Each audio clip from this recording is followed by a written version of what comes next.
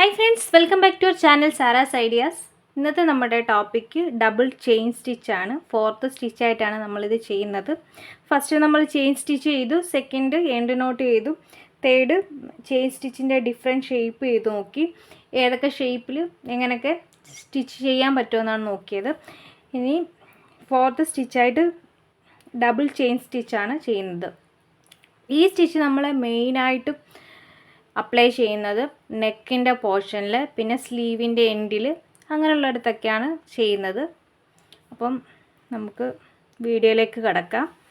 അതിന് വേണ്ടിയിട്ട് chain stitch ചെയ്യാൻ വേണ്ടിയിട്ട് ത്രെഡ് എടുത്തിട്ടുണ്ട്.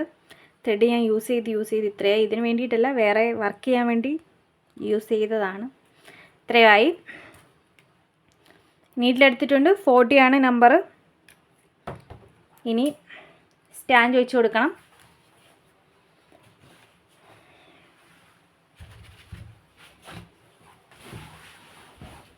സ്റ്റാൻഡ് വെച്ച് കൊടുത്തിട്ടുണ്ട്. എനിക്ക് സ്റ്റാൻഡ് വെച്ചാലേ കറക്റ്റായിട്ട് ചെയ്യാൻ പറ്റത്തുള്ളൂ. നാവുങ്ങ് കുഴഞ്ഞ് പോകണമല്ലോ. അപ്പോൾ കറക്റ്റായിട്ട് വെച്ച് കൊടുത്തു. ഈ വരച്ചേക്കുന്ന ഈ ലൈനിലാണ് ഫസ്റ്റ് നമ്മൾ ചെയ്യാൻ പോകുന്നത്. അതിന് വേണ്ടിയിട്ട് ത്രെഡ് എടുത്തു, കെട്ടിട്ട് കൊടുത്തു. ഓക്കെ, കെട്ടിട്ട് കൊടുത്തു. ഇനി നടുവിരൽ വെച്ചു, ഈ വിരലുകൊണ്ട് പ്രസ് ചെയ്ത് പിടിച്ചു, ചൂണ്ടുവിരൽ കോർത്ത് പിടിച്ചിട്ടുണ്ട്. ഞാൻ ഇത് എല്ലാ വീഡിയോസിലും ഇത് തന്നെ പറഞ്ഞ് നിങ്ങളെ ബോറടിപ്പിക്കുക എന്ന് വിചാരിക്കരുത്.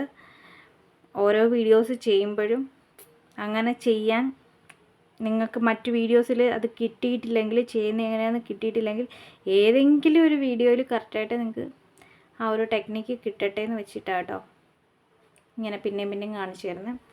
അപ്പോൾ നമ്മൾ എവിടെയാണോ ചെയ്യുന്നത് അവിടെ താഴത്ത് വച്ചു.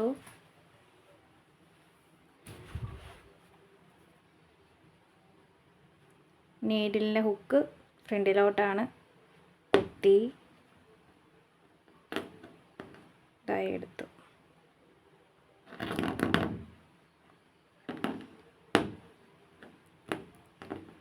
കുത്തിയിട്ട് തിരിക്കുമ്പം ജസ്റ്റ് തിരിച്ചു കൊടുക്കുന്നുണ്ട്. നീഡിൽ കറക്റ്റായിട്ട് തിരിച്ചു കൊടുക്കുക. താഴത്തുനിന്ന് അങ്ങ് തിരിക്കേണ്ട, മോൾ ഭാഗത്ത് എത്തുമ്പം തിരിച്ചു കൊടുക്കുക.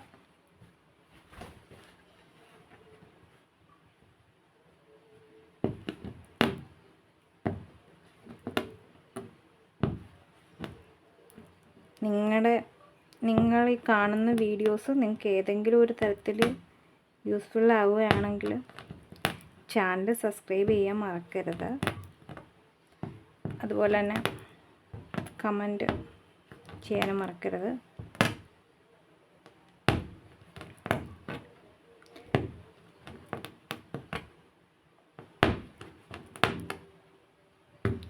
നമ്മൾ ഏറ്റവും കൂടുതൽ ബ്ലൗസിൻ്റെയൊക്കെ നെക്കിന് ഈ ഒരു ഡിസൈൻ ചെയ്യാൻ അത് ഒരുപാട് ചെയ്ത് ഞാൻ കണ്ടിട്ടുണ്ട്, ഞാനും ചെയ്യാറുണ്ട്. പിന്നെ സ്ലീവിൻ്റെയൊക്കെ എൻഡിലും ചെയ്യാറുണ്ട്. അപ്പോൾ നമുക്ക് ഇപ്പം ബ്ലൗസിൻ്റെയൊക്കെ നെക്കിൻ്റെ സൈഡിലും അല്ലെങ്കിൽ ടോപ്പിൻ്റെയൊക്കെ നെക്കിൻ്റെ സൈഡിൽ ഇത് വരുമ്പോഴത്തേക്കും സ്റ്റിച്ച് ചെയ്യാൻ കുറച്ചും കൂടി, സ്റ്റിച്ചിങ്ങിൽ വരുമ്പം കുറച്ചും കൂടി ഈസി ആവാൻ സാധിക്കും. അത്രയും സ്പേസും കൂടി കിട്ടും. അതുകൊണ്ട് കുറച്ച് എൻഡിങ് കുറച്ച് പെർഫെക്ഷൻ കിട്ടും സ്റ്റിച്ചിങ്ങിൽ. നെക്ക് ഡിസൈനൊക്കെ തുടങ്ങുന്നതിൻ്റെ ഫസ്റ്റ് സ്റ്റിച്ച് ഇതൊരു 2 എണ്ണം 3 എണ്ണമൊക്കെ കൊടുക്കുന്നവരുണ്ട്. കൊടുത്താലും നല്ലതായിരിക്കും.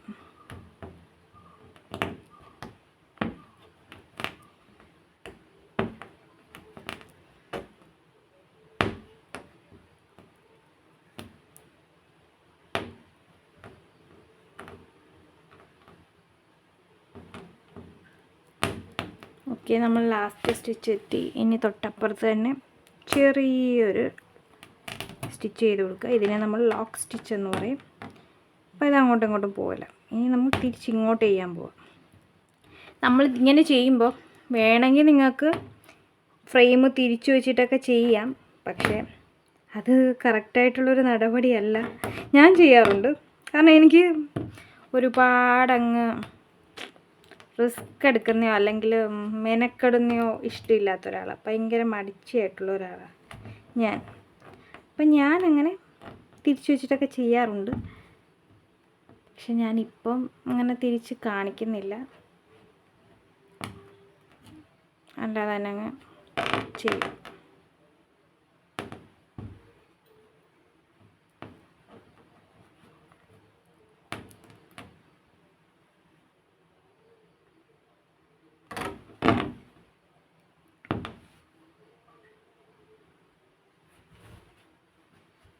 എൻ്റെ ഫോണിൻ്റെ ലൈറ്റ് കുറച്ച് കുറഞ്ഞു പോയത്.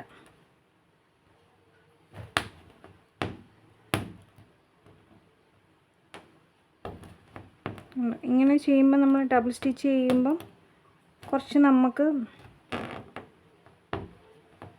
തിക്നെസ് തോന്നും, സ്റ്റിച്ചിന് കുറച്ചും കൂടെ എടുത്തറിയാൻ പറ്റും. അതുപോലെ തന്നെ നമ്മൾ കട്ട് ചെയ്തെടുക്കേണ്ടതൊക്കെ ഇതുപോലെ അതിൻ്റെ സൈഡ് ഭാഗത്തൊക്കെ ഇങ്ങനെ സ്റ്റിച്ച് ചെയ്തെടുക്കുകയാണെങ്കിൽ കുറച്ചും കൂടി നന്നായിരിക്കും. അതായത് നമ്മൾ ഇനി പഠിക്കാൻ പോകുന്ന സ്റ്റിച്ചുകളിൽ നമുക്കത് കറക്റ്റായിട്ട് മനസ്സിലാകും.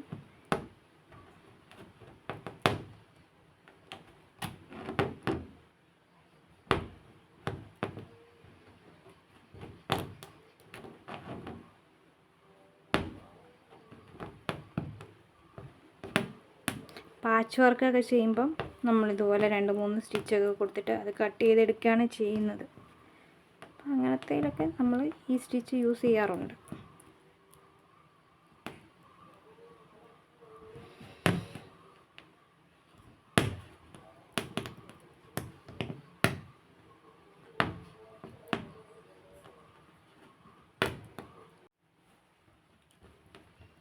അതുപോലെ തന്നെ നമ്മൾ കട്ട് വർക്ക് ചെയ്യുമ്പോഴും ഇതുപോലെ 2 സ്റ്റിച്ചൊക്കെ ചെയ്തിട്ട് അതിൻ്റെ മുകളിൽ കൂടെ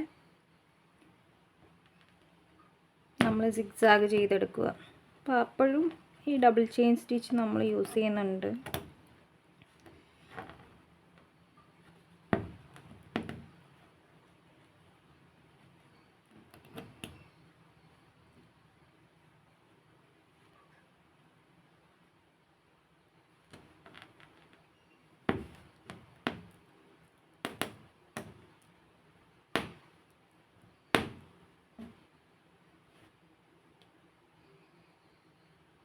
ഇതുപോലെ സ്റ്റിച്ച് എനിക്ക് കറക്റ്റായിട്ട് വീഴാത്തതിന് കാരണം ഈ ഒരു ക്ലോത്തിൻ്റെ കുഴപ്പമാണ്.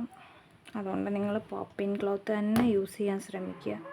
പോപ്പിൻ ക്ലോത്താന്ന് വെച്ചിട്ട് തന്നെ ഞാൻ ഇത് വാങ്ങിച്ചത്, പക്ഷെ ശ്രദ്ധിക്കാൻ പറ്റിയില്ല. അതിൻ്റെ ഒരു വീട്ടിൽ വന്നു കഴിഞ്ഞപ്പോഴാണ് മനസ്സിലായത് പറ്റിക്കപ്പെട്ടു എന്ന്. കുഴപ്പമില്ല, എന്നാലും ചെയ്യാൻ പറ്റും.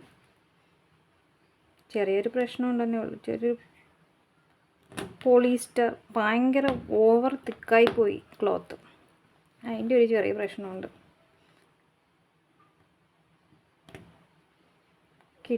കിട്ടത്തില്ല അങ്ങോട്ട്, ത്രെഡ് ഇങ്ങോട്ട് കറക്റ്റായിട്ട് എടുക്കാൻ പറ്റില്ല. മറ്റേ ത്രെഡ് കയറിയിട്ട്, അതായത് ക്ലോത്തിൻ്റെ ത്രെഡ് ഉണ്ടാവുമല്ലോ, അതിൽ കയറിയിട്ട് അങ്ങ് ഭയങ്കരമായിട്ട് കുരുക്കാവുക.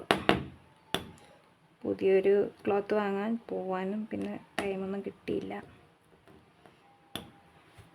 അപ്പോൾ നമ്മൾ കറക്റ്റ് എൻഡിലെത്തിയിട്ടുണ്ട്. ഇനി നമ്മൾ ലോക്ക് ചെയ്യാൻ പോവാണ്. തൊട്ടപ്പുറത്ത് തന്നെ നമ്മൾ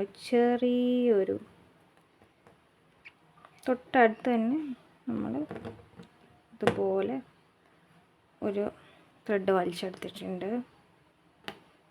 എന്നിട്ട്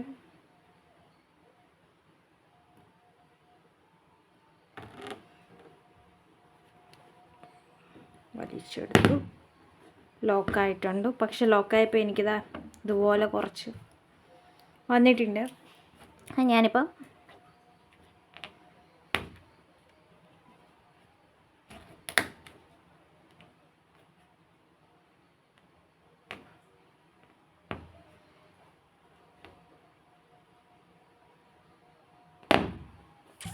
അടിച്ചിട്ട്.